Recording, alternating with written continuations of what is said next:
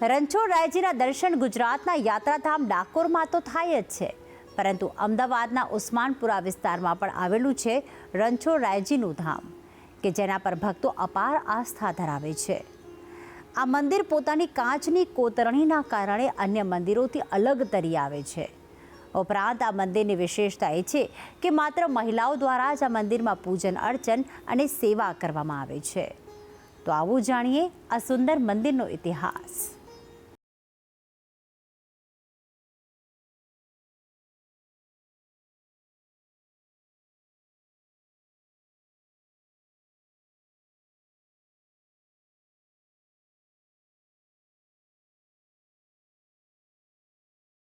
ડાકોરમાં બિરાજિત છે શ્રી કૃષ્ણનું સ્વરૂપ રણછોડરાયજી, કે જ્યાં લાખો ભક્તો દર્શન કરવા આવે છે.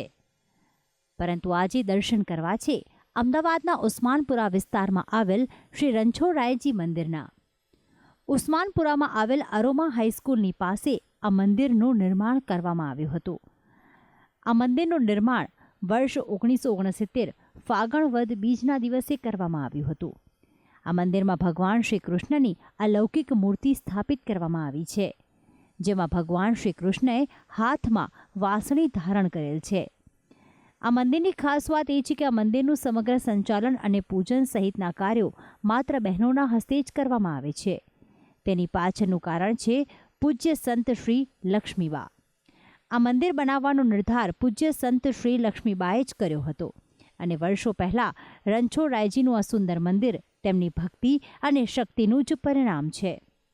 શ્રી જ્ઞાનેશ્વરી ભગિની સેવા સદનની મહિલાઓ દ્વારા જ આ મંદિરમાં પૂજન અર્ચન અને સંચાલનનો કાર્યભાર સંભાળવામાં આવે છે, જેથી બહેનો પોતાના બાળ ગોપાલની ખૂબ જ શ્રદ્ધાથી સેવા કરે છે.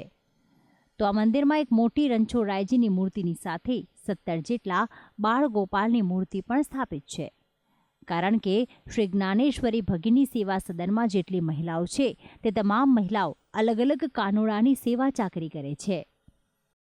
આ મંદિરને કાચના મંદિર તરીકે પણ ઓળખવામાં આવે છે, કારણ કે મંદિરમાં સુંદર કલાસભર દ્રશ્યો, બાળકૃષ્ણ લીલાના પ્રસંગો રંગબેરંગી કાચની મદદથી કોતરવામાં આવ્યા છે, જેથી આ મંદિર માત્ર આસ્થાની જ નહીં પરંતુ કલાસૂઝની પણ સાક્ષી પૂરે છે. તો સાથે જ રણછોડરાયજી માટે શ્રી જ્ઞાનેશ્વરી ભગિની સેવા સદનની મહિલાઓ દ્વારા બનાવેલા વાઘા તેમની સુંદરતામાં ઓર વધારો કરે છે. કાનુડાની સેવા થાય, હિંડોળામાં ભજન કીર્તન ખૂબ સરસ રીતે થાય અને બધા તહેવારો સારી રીતે ઉજવાય.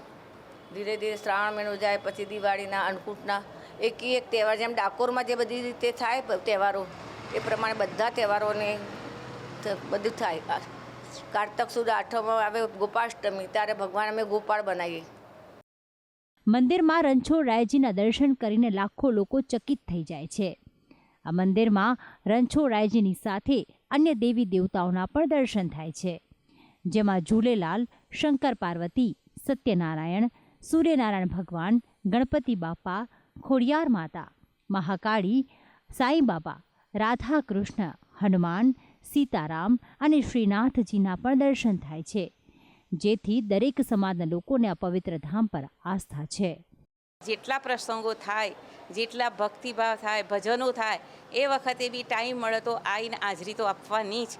અને આ બાજુ જેટલા નવા પ્રસંગો થાય એમાં બધી બહેનો સાથ આપી, સહકાર આપી અને અહીંયા આગળ ભજન મંડળ એટલું સરસ ચલાવે છે કે કોઈ મહારાજની કે કોઈની જ પણ જરૂર પડતી નથી, એટલું મંડળ અહીંયા આગળ સારું ચાલે છે. નિયમિત હું અહીંયા રણછોડજીના દર્શને આવું છું, મને ખૂબ જ સારી અનુભૂતિ થાય છે અને ભગવાન અમારા બધા જ કામ સારી રીતે કામ કરે છે. નિયમિત દર્શને હું આવું છું, ખૂબ જ સારી અનુભૂતિ થાય છે. વાર તહેવારે અહીં ખૂબ જ સારો માહોલ જામે છે. આ મંદિરની સ્થાપના થઈ 50 વર્ષ પૂર્ણ થઈ ચૂક્યા છે.